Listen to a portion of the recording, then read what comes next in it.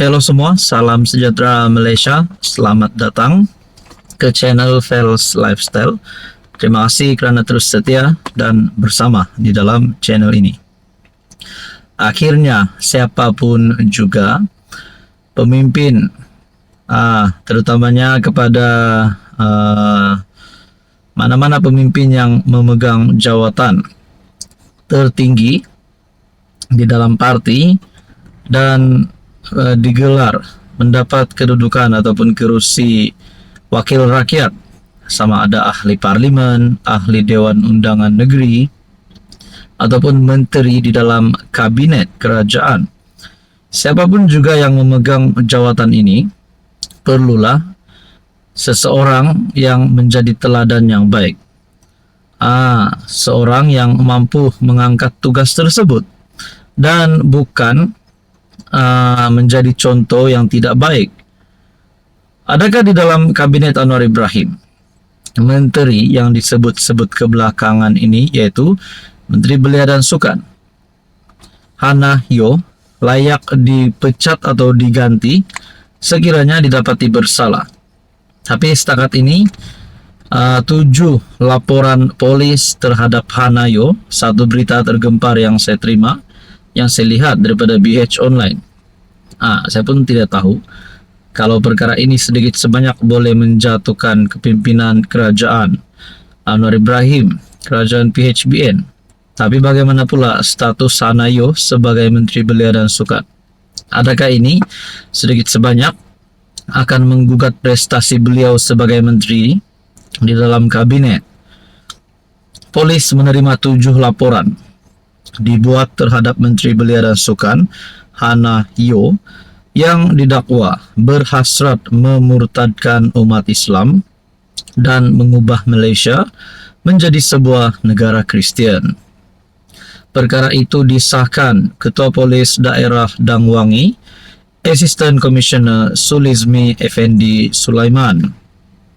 Saya sahkan setakat ini, Ibu Pejabat Polis Daerah Dang Wangi menerima 7 laporan polis berkaitan isu membabitkan YB Hannah Yeoh. Perkara ini dalam tindakan dan siasatan pihak polis.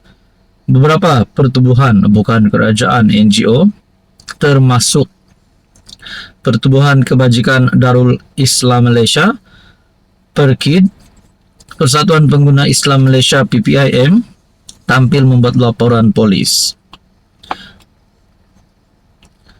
Mahkamah Tinggi KL menolak saman fitnah difailkan terhadap Hannah Yeoh. Hannah terhadap Musa berhubung kenyataan pada satu forum di UiTM 4 tahun lalu. Nah, berkaitan dengan ini, Anda rasa adakah ini menjadi penyebab kepada kejatuhan Hannah Yeoh, ataupun mungkin sebaliknya ada perkara yang lebih baik akan berlaku selepas ini? Apa komen Anda? Halo semua, salam sejahtera Malaysia. Selamat datang ke channel Fels Lifestyle. Terima kasih kerana terus setia dan bersama di dalam channel ini. Baru-baru ini rakyat Sabah, bukan saja Sabah, tetapi seluruh Malaysia digemparkan berkaitan dengan isu skandal rasuah yang berlaku di Sabah, di mana terdapat beberapa nama besar yang disebut. Bukan saja nama besar yang biasa-biasa, termasuk Ketua Menteri Sabah, Menteri Kewangan Sabah. Nah, bercakap berkaitan dengan ini, ini satu perkembangan terkini, update terkini yang saya lihat berkaitan dengan isu skandal rasuah ini. Duit tunai dalam beg galas RM300K dikait Menteri Kewangan Sabah.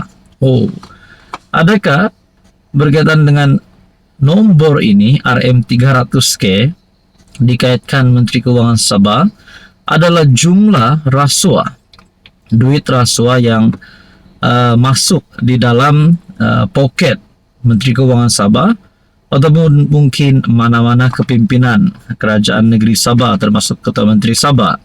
Kalau benarlah mereka ini terlibat dengan rasuah.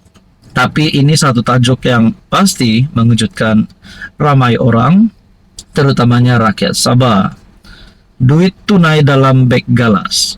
RM300K dikait Menteri Keuangan Sabah. Duit tunai dalam beg galas. Persoalannya beg galas itu terletak di mana? Adakah di kediaman kepimpinan politik yang telah disebut-sebut dalam skandal rasuah ini? Pemberi maklumat dalam skandal rasuah Sabah mendedahkan tangkap layar WhatsApp dan butiran mengenai transaksi melibatkan 300K yang didakwa berkait dengan Menteri Keuangan Sabah Masidi Manjun. Pemberi maklumat mendakwa Masidi yang juga adun Karanaan ditawarkan RM3 juta dan 15% saham percuma dalam sebuah syarikat yang memohon lesen penerokaan mineral. Insentif ini didakwa sebagai habuan atas bantuannya. Pemberi maklumat juga mendakwa Masidi menerima tawaran lebih tinggi daripada yang lain kerana statusnya sebagai pemimpin kedua dalam kerajaan negeri selepas Ketua Menteri Haji Jinor. Nah, saudara-saudara, berkaitan dengan isu ini, kalau benar Ketua Menteri Sabah dan Menteri Keuangan Sabah benar-benar terlibat dengan rasuah, adakah rakyat Sabah masih mahu mereka untuk terus menjadi pemimpin tertinggi di dalam kerajaan negeri Sabah, ataupun mereka patut diganti ataupun digulingkan?